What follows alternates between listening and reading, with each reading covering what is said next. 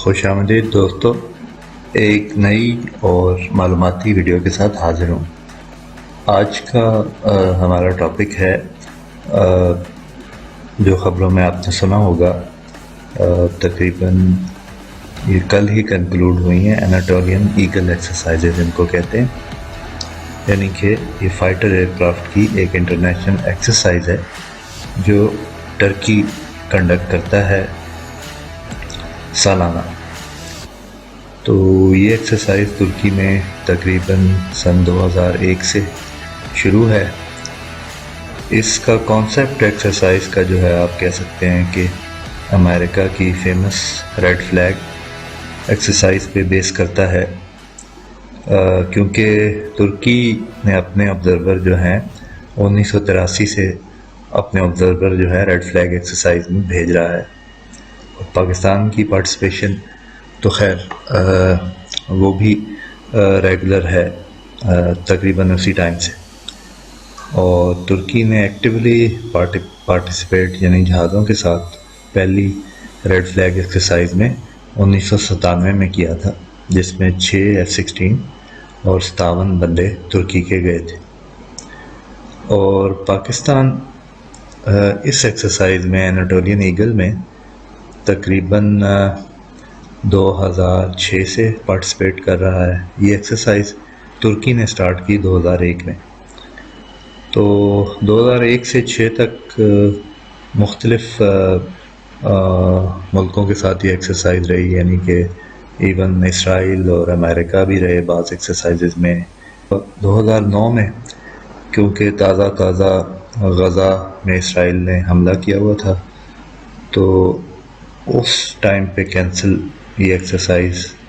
Cancel کر دی اسرائیل کے ساتھ ترکی کے صدر ایردوغان نے، اور آج تک اس کے بعد ترکی نے پارٹیسپیٹ نہیں کیا۔ اب یہ انٹرنیشنل ایکسرسائز بن گئی ہے، ملک بھی اس میں چینج ہوتے رہتے ہیں، جس طرح اس دفعہ اس میں آذربائیجان، ترکی کے علاوہ آذربائیجان ہے اور قطر ہے جو اس میں پارٹیسپیٹ کر رہا ہے، پاکستان بھی ہے۔ تو اس دفعہ اس میں ترکی کی طرف سے F-16 جہاز ہوں گے، KC-135 ٹینکر ہوں گے ایئر ٹو ایئر ریفیولنگ والے، اور ایک UAV بھی ہوگی NKS،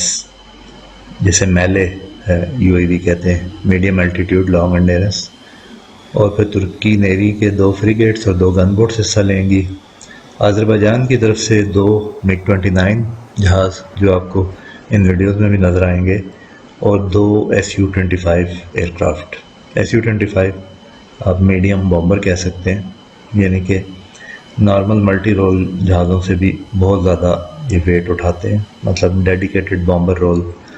کی یہ سیریز ہے Su-25 تک، کیونکہ Su-27 تو پھر ملٹی رول ہو گیا تھا، لیکن Su-24 25 کافی میڈیم ٹو ہیوی بامبر ہیں۔ اچھا، اور اس میں قطر سے 4 رافیل جہاز بھی حصہ لے رہے ہیں، ایک نیٹو کی بھی پارٹیسپیشن ہے، یعنی کہ ایک وہ جو ایواکس جہاز ہے وہ E-3A ہوگا۔ پاکستان کی ایک نئی چیز اس میں یہ ہے کہ ہمیشہ سے F-16 حصہ لیتے رہے ہیں، لیکن اس دفعہ 5 JF-17 جہاز بھی اس میں پارٹیسپیٹ کر رہے ہیں۔ اس کی سگنیفیکنس یہ ہے کہ آپ دیکھیں کہ ایک تو رافیل جو ہے وہ یونان، آپ کو پتہ ہے یونان اور ترکی کی ایسی آپس میں تعلقات ہیں جیسے پاکستان انڈیا کے، اور ٹینشن بھی ہے، علاقائی مسئلے بھی ہیں، تو یونان نے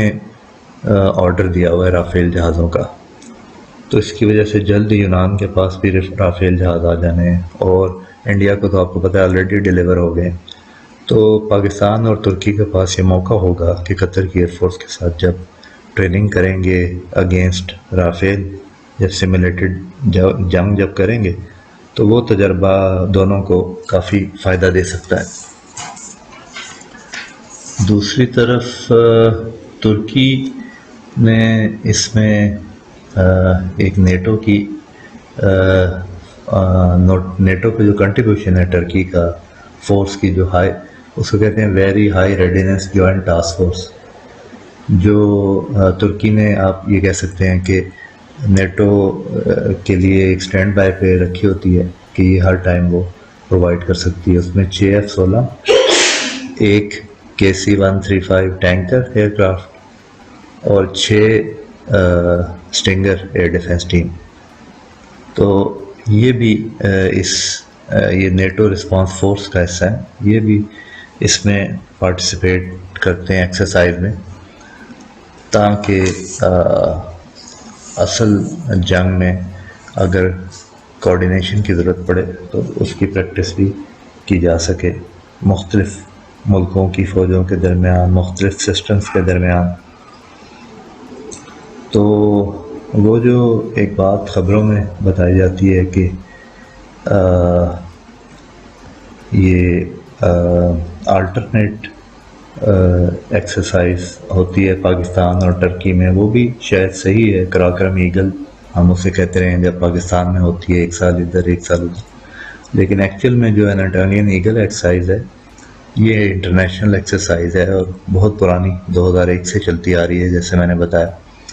اور اس میں ملک بھی چینج ہوتے رہے ہیں، مطلب بیلجیم نے بھی بعض اوقات پارٹیسپیٹ کیا ہے پاسٹ میں اس میں، اور مختلف طرح کے ملکوں نے کیا ہے، لیکن ابھی ترکی کی آپ کہہ سکتے ہیں کہ بدلتی ہوئی انٹرنیشنل تعلقات اور علاقائی صورتحال کی وجہ سے اب اس میں کچھ ملک مائنس ہو گئے ہیں، کچھ نئے ملک ایڈ ہو گئے ہیں۔ تو یہ تھی تھوڑا سا اس مشق کے بارے میں ہسٹوریکل پرسپیکٹو، پلس یہ کہ کرنٹلی اس مشق کی کیا صورتحال ہے، کیونکہ خبریں تو نارملی آپ کو پتہ ہے میڈیا میں عادی ہوتی ہیں، اس سے کچھ سمجھ نہیں آتی کہ ہو کیا رہا ہے۔ تو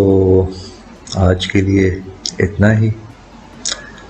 آئندہ کسی نئی اور انٹرسٹنگ ویڈیو کے ساتھ حاضر ہوں گا۔ Take care.